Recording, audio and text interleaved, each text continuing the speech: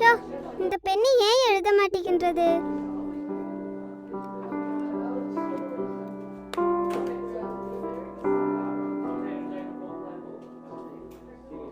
மெஹமூத், உன் பெண்ணு கொஞ்சம் கொடுக்கறியா? என்னோட பெண்ணு எழுத மாட்டேன்றது. இந்தா, இது வைத்துக்கொள். ஜஸாக்கல்லாஹு ஹைரன். நீ தேங்க்ஸ் சொல்றதுக்கு பதிலா வேற என்னென்னமோ சொல்றியே. நீ இது ஒன்றும் கேட்கலையா? வெறும் ஒரு தேங்க்ஸ் சொல்றதுக்கு பதிலா நான் உனக்கு வேண்டிக்கிட்டேன்.